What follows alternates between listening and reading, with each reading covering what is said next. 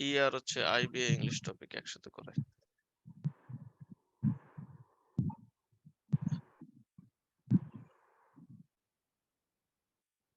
তোমাদের এই টাইমে ক্লাস নিলে কেমন হয়? ভাইয়া ভালো হয়। রাতে নিলে আর একটু ভালো হয়। জি ভাইয়া রাতে আর একটু বেশি ভালো হয়। ঠিক আছে। এই টাইমে নিজের মতো পড়তে পারো নাকি ঘুমাও ওই টাইমে? কি করো? ভাইয়া পড়ি কিন্তু রাতে নিলে একটু বেশি ভালো হয়। কেন রাতে মনোযোগ নিলে রাখেন। কেন ভালো হয়? ভাইয়া এখন রাতে একটু নিচে। মনোযোগ থাকে আর কি। জি আচ্ছা, রাত নিস্তব্ধ, ফোকাসটা বেশি হয় ভাই। তখন আর কি ফোকাসটা বেশি হয় না। আর দিনের বেলা কেউ চলে ফোনে এই টাইমে ক্লাস করে একটু কঠিন হয়ে যাবে না? জি ভাইয়া।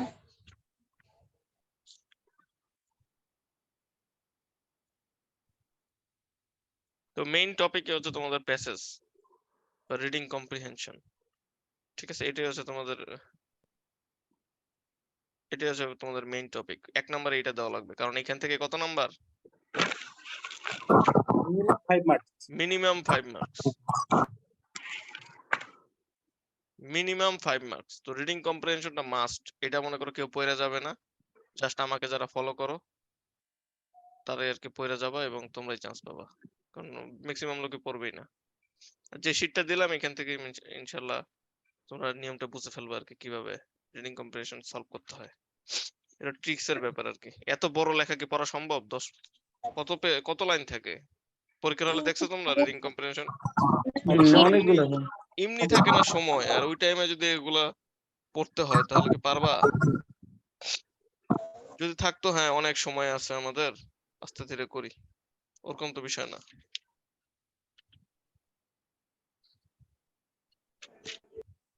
ভাই একটা কথা, কি কথা? ভাইয়া বি ইউনিটে তো মানে কম্প্রিহেনশন পোয়েম আসে, প্যাসেজ পোয়েম আসে আর কি, প্যাসেজ আসে। না, এক একবার এক এক রকম আসে আর কি। কতবার পোয়েম আসছিল, প্যাসেজ আসে।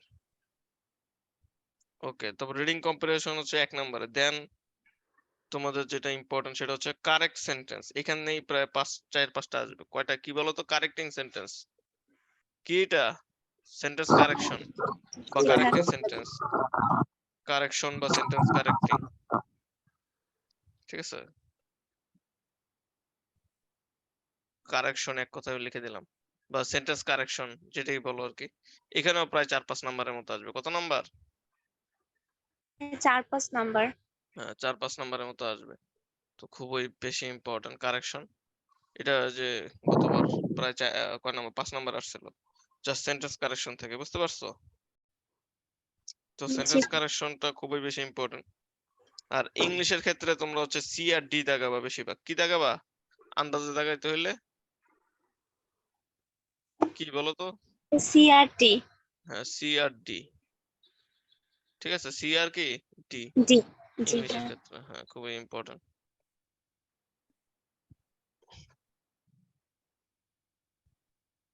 কিন্তু সি আর ডি এর মধ্যে যদি কনফিউজিং হয়ে যায় তখন কি করবো ভাই? ডি দিয়ে এসো। সি আর ডি ম্যাক্সিমাম অ্যান্সার থাকবে। ঠিক আছে, এটা লিখেও দেই যে অ্যান্সার থাকবে। আন্দাজে আন্দাজে তো দাগাইতে হবে, তোমরা জানোই তাই না? এটা নতুন করে বলার নাই যে ম্যাক্সিমাম দাগানো এটা ভাই বুদ্ধিমানের কাজ। আন্দাজের জায়গায় তো মাইনাস খাইছি। খাইলেও দাগাইতে হবে, কিছু করার নেই।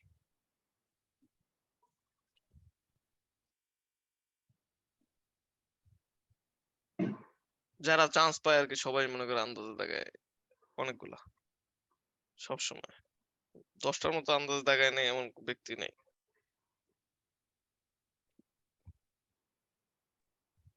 ভাইয়া রাজশাহী ইউনিভার্সিটি যে আপনার ভিডিও আছে, হ্যাঁ, ইউটিউবে আছে তো অলরেডি দেওয়া। 10টা করে টপিক দিছেন, ওগুলা পড়লেই কি কভার হয়ে যাবে রাজশাহী হ্যাঁ হ্যাঁ ইউনিভার্সিটি?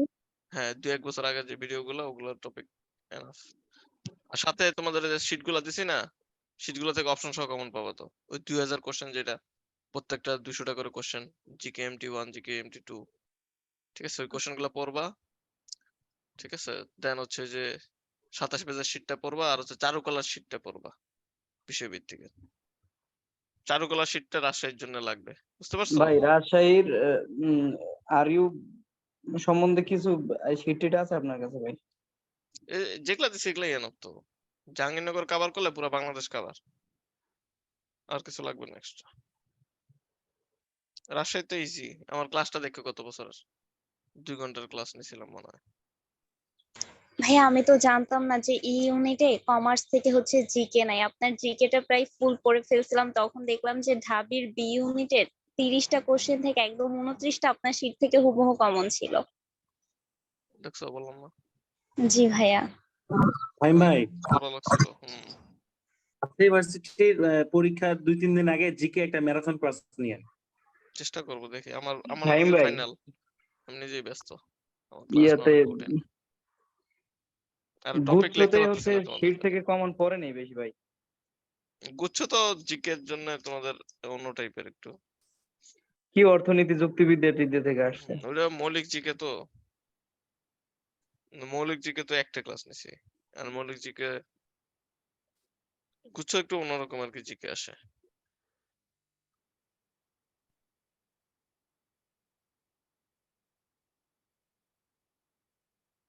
আর একটা ইম্পর্টেন্ট টপিক যেটা, সেটা হচ্ছে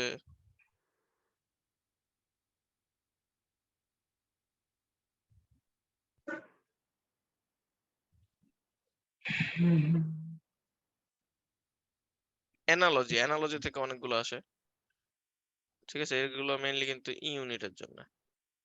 অ্যানালজি, অ্যানালজি খুবই একটা গুরুত্বপূর্ণ। প্রায় 4-5টার মতো কোশ্চেন অ্যানালজি থেকেও আসবে। ভাই একটা কোয়েশ্চেন ছিল, হ্যাঁ বলো। ইউনিটেও কি ভাই সমান তালে অ্যানালজি ইম্পর্টেন্ট?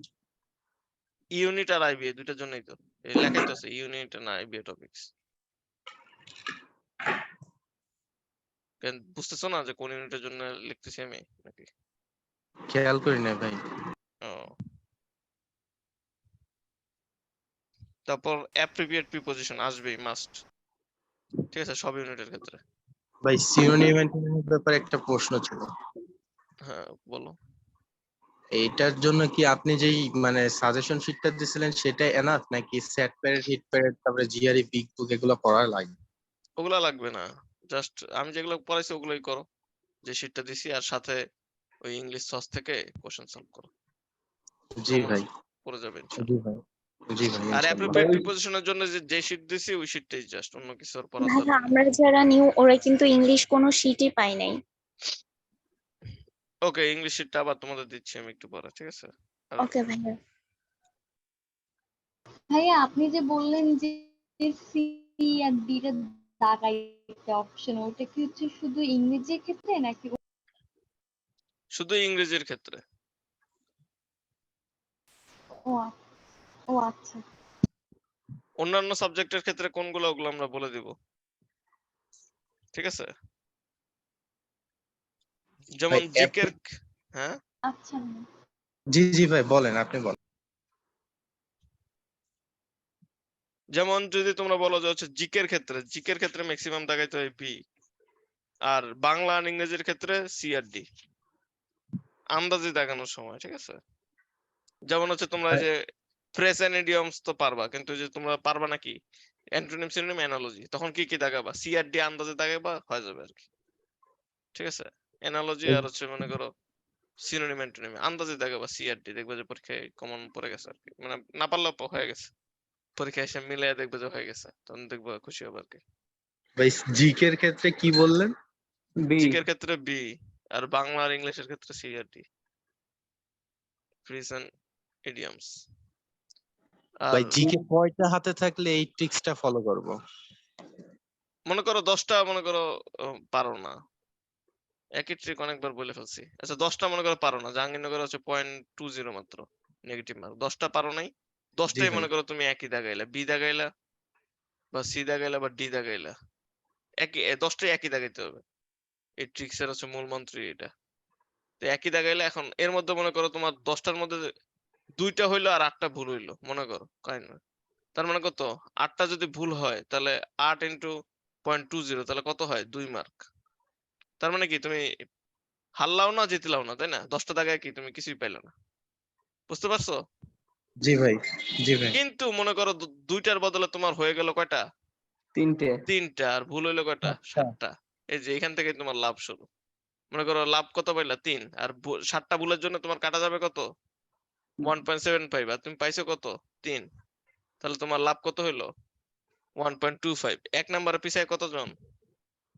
500। 100 জন। 500। না, 100 কিসের? 500 পিছায় ওরে নাম্বারে। বাবা।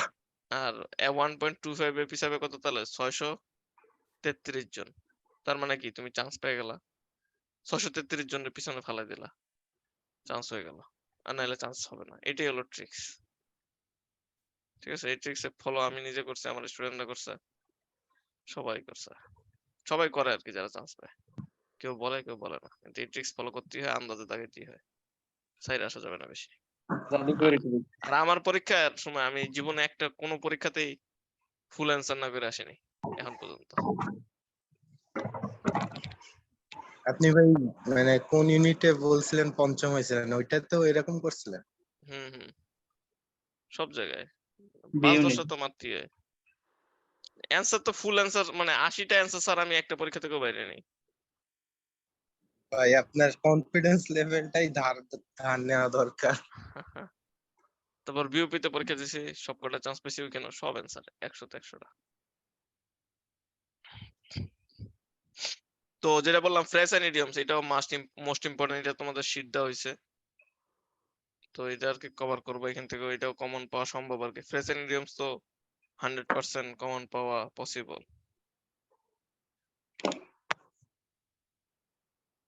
এটা শীট আছে ফ্রেজ এন্ড ইডিয়মস। হুম। আর সাথে হচ্ছে তোমাদের লাস্ট টপিক যদি বলি, সেটা হচ্ছে ভোকাবুলারি, মানে অর্থ জানতে হবে। ফিলিং দি ভাই ব্ল্যাঙ্কস টাইপের অ্যাপ্রোপ্রিয়েট পরীক্ষা। প্রিপোজিশনটা কি ইউনিটের জন্য ইম্পর্টেন্ট? খুব একটা আসে না দেখলাম। না, একটা আসছে গত বছর। তো এই কয়টা টপিকে, বেশি তো টপিক না, কয়েকটা টপিক থেকেই আসে। ঠিক আছে? আর ভাই ইংলিশ লিটারেচারের ব্যাপারটা কি আগেই দেখাই দিছেন? হ্যাঁ, ইংলিশ লিটারেচার আগে করানো হয়েছে। ইউনিটে তো আসে না তেমন ইংলিশ লিটারেচার। ভাই বি তারপরে আর সি গ্রোথ তে আসে। ওয়ার্ড আছে ভাই, আর্টিকেল আছে, প্রিপোজিশন আছে ভাই, এগুলা কি পড়বো না? অ্যাপ্রোপ্রিয়েট প্রিপোজিশন তো লিখে দিছি। জি আর্টিকেল ভাই। এগুলো তো ইউনিটে তেমন আসবে না। ও আচ্ছা ভাই, ভাই ঠিক আছে। ইউনিটের কি প্রিপোজিশনের নরমাল রুলসটা কি পড়া লাগবে ভাই? কিসের? প্রিপোজিশনের ওই যে বেসিক যে রুলস গুলো আছে মানে অ্যাপ্রোপ্রিয়েট ছাড়া, ওইগুলো কি দেখে যাওয়া লাগবে? না, ওসব বেসিক রুলের প্রয়োজন নাই, জাস্ট অ্যাপ্রোপ্রিয়েট প্রিপোজিশন পড়ে যাও। জি ভাই। আর তোমাদের প্রিপোজিশন এমন আসতে পারে, মনে করো 3-4টা প্রিপোজিশন একটা কোশ্চেনে জিজ্ঞাসা করবে। ঠিক আছে? মানে একটু প্যারা দিবে আর কি তোমাদের।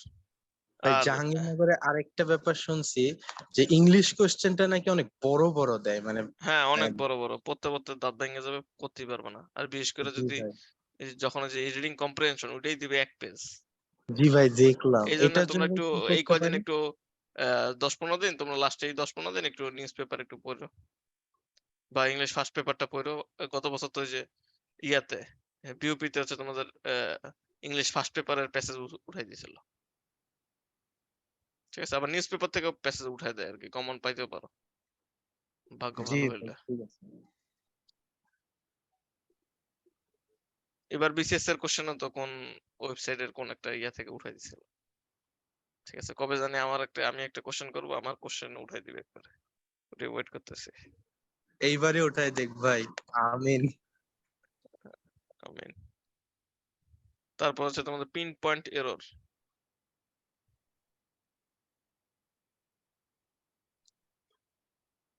এগুলো সব তোমাদের ইউনিট আর আইবি এর জন্য মেইনলি। এরপর হচ্ছে আমরা বিসি তে যাব। ভাইয়া এই কয়েকদিন কিভাবে পড়লে মানে চান্সটা শিওর হবে একটু বললেন?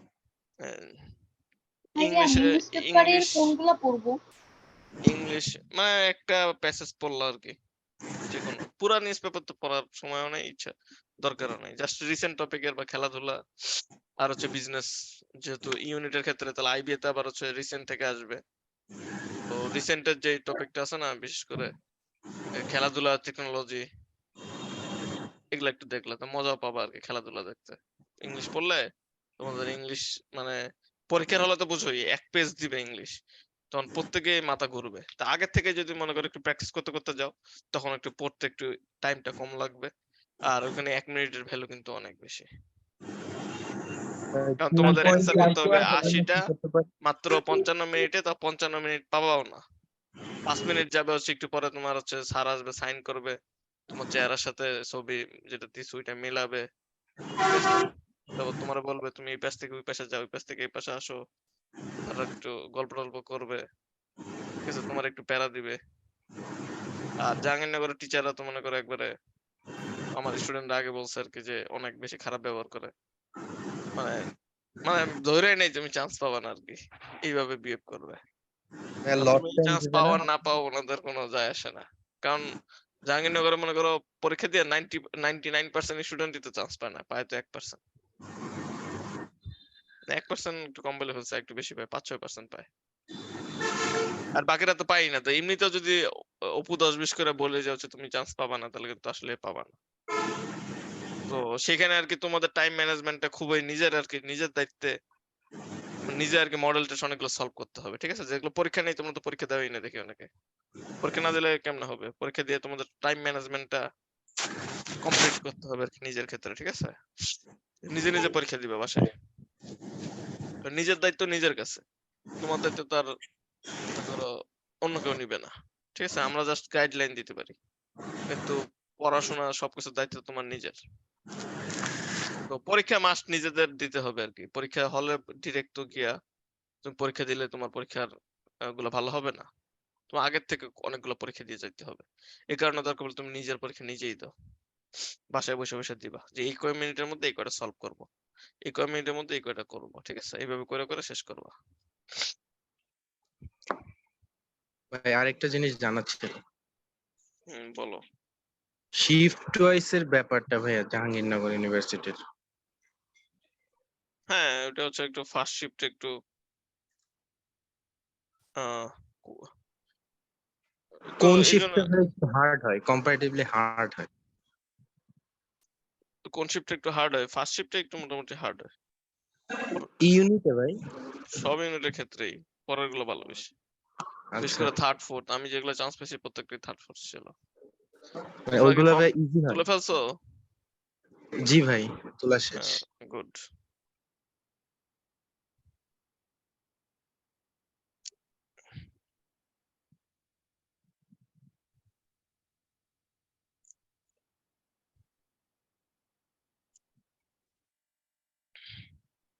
তবে তোমরা ফ্রেশ পড়তে হবে।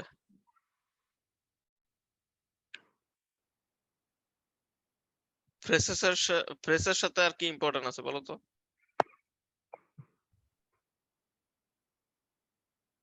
ফ্রেশ মানে ভাই একটা থেকে আরেকটা ফ্রেশ, আর তাতে তোমাদের ইম্পর্টেন্ট হচ্ছে যেটা, প্রেজেন্ট ক্লোজ নাকি?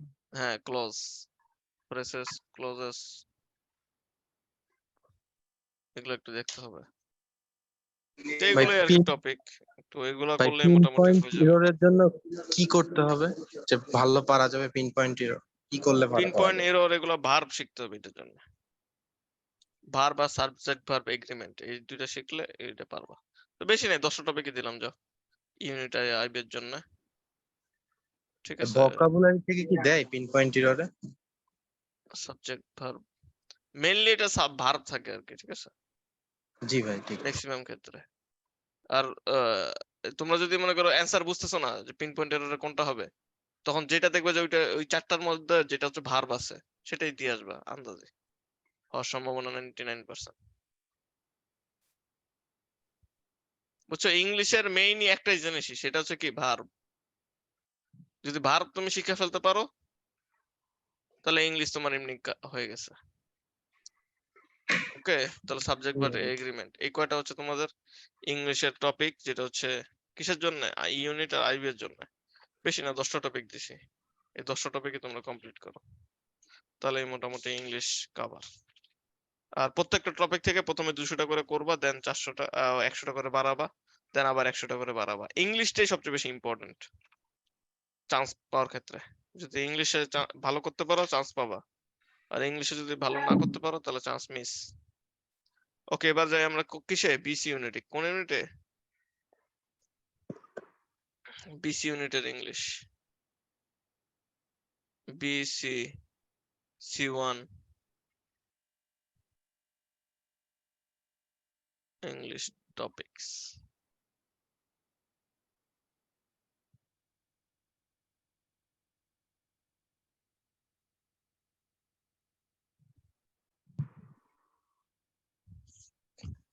তোমাদের যে কোনো কোশ্চেন থাকলে কিন্তু করবা, ঠিক আছে?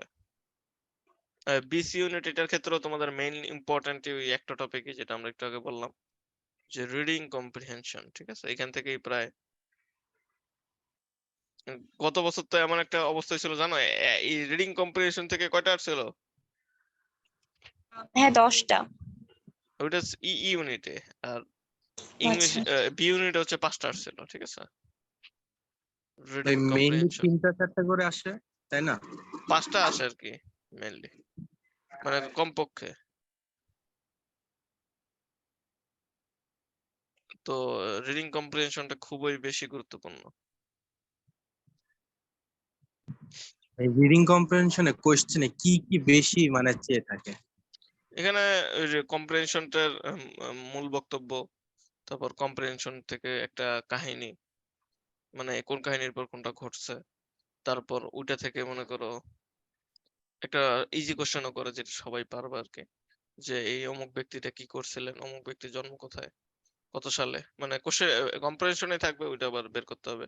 আর কঠিন কিছু দিয়ে দেয় তোমাদের অপোজিট মিনিং, ঠিক আছে? রিডিং কম্প্রিহেনশনে মনে করো একটা কথা আছে, ওইটা তুমি রিডিং পড়ে বুঝলা, রিডিং পড়লে তো বুঝতে পারবা যে লাইনটা আসলে কি বলতে চাচ্ছে, তো ওইটার অপোজিট মিনিং বা ওইটার সিমিলার মিনিংটা কি, ঠিক আছে? ঘুরে ফিরে সিনোনিম অ্যান্টোনিম টাইপের কোশ্চেন, এই কটা হচ্ছে এরকম টাইপের কোশ্চেন করে। আর ওগুলা কোনো গুরুত্বপূর্ণ ব্যক্তিদের নিয়েও থাকতে পারে, ঠিক আছে? গুরুত্বপূর্ণ যারা বড় বড় ব্যক্তি আছে তাদের নিয়ে, যেমন গতবার আসলে মেরি কুরিকে নিয়ে। তারপর হচ্ছে কি টু, ওই তোমাদের যেটা খুব ইম্পর্টেন্ট, বারবার বলতেছি, phrase and idioms, phrase and idioms, এগুলো হচ্ছে তোমার বি ইউনিটের টপিক, এগুলো আসবেই মাস্ট, গ্যারান্টি সহকারে। তারপর হচ্ছে তোমাদের স্পেলিং, কি বলো তো? স্পেলিং এটা আসবেই আর কি, স্পেলিং এগুলো তোমরা কিছু সলভ করলেই কমন পাবা, এটা মাস্ট।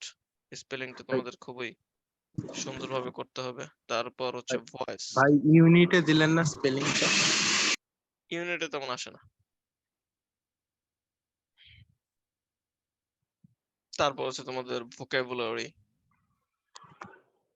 ভোকাবুলারি মেইনলি, ভোকাবুলারি, যেটার মধ্যে ইম্পর্টেন্ট টপিকটা কি সিনোনিম অ্যান্টোনিম। স্পেলিং কিন্তু মাস্ট, ঠিক আছে? গত বছর আমার শীট থেকে কমন পড়ে গেছিল যে অ্যাসাসিনেশন বানান কে পারবা? জি ভাই। অ্যাসাসিনেশন,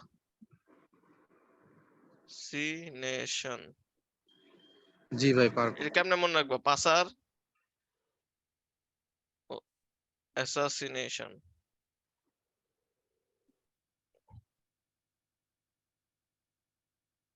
গাধার উপর গাধা, তার উপর আমি, তার উপর কি জাতি, ঠিক আছে? অ্যাসাসিনেশন। তারপর কি লেফটেন্যান্ট, এই বানানটা বারবার আসে, কে পারবা? লাইউটেন্যান্ট, পারবো কেমনে ভাই। মনে রাখবা? লাইউটেন্যান্ট। লাইউটেন্যান্ট, ঠিক আছে? এবার মনে রাখবা আর কি ভোকাবুলারি গুলা।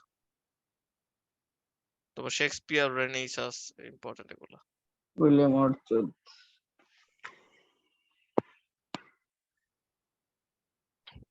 ভাই ইউনিটে কি ভয়েস এন্ড ন্যারেশনটা ইম্পর্টেন্ট না? না,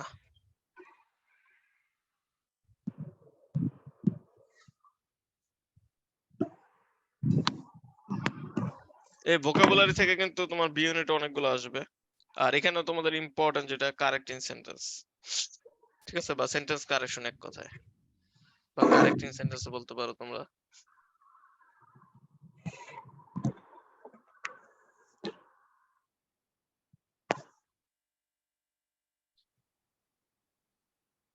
কারেক্টিং সেন্টেন্স,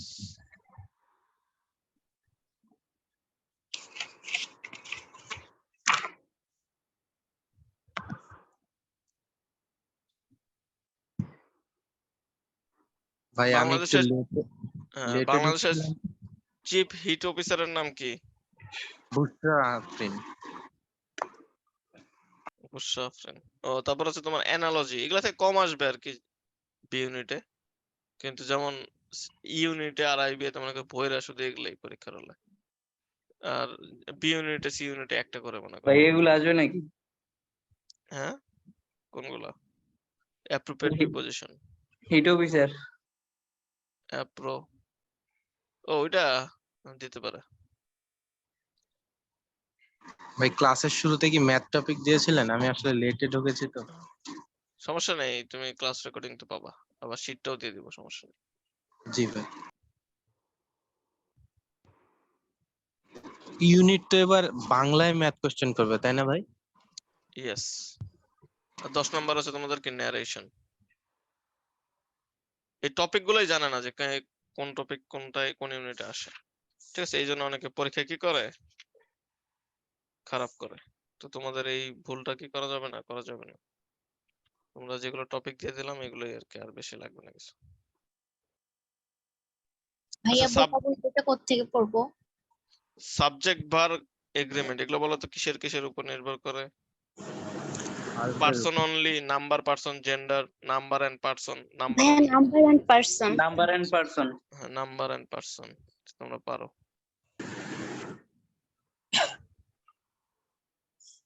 আর সাথে তোমরা সাবজেক্ট ভার্ব এগ্রিমেন্ট আর ভার্বটা দেখে নিও, ঠিক আছে? যেটা হচ্ছে সবার ক্ষেত্রেই খুব বেশি ইম্পর্টেন্ট। এত সহজ তো আসলে আসবে না জীবনে। কি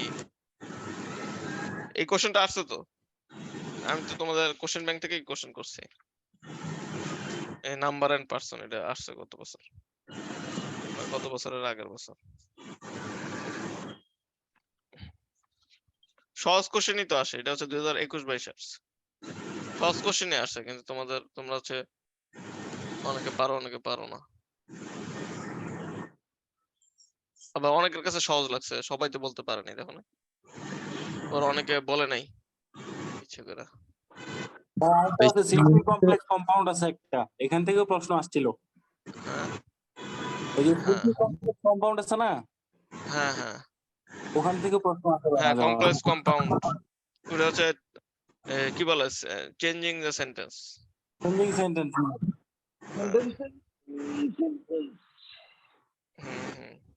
ভাই এই কয়টা টপিকে মেইনলি দেখলা, কয়টা থাকে কোশ্চেন? আর যেগুলো ওগুলো তো মনে করো বাচ্চা কালের, ওগুলো এমনি পারবা।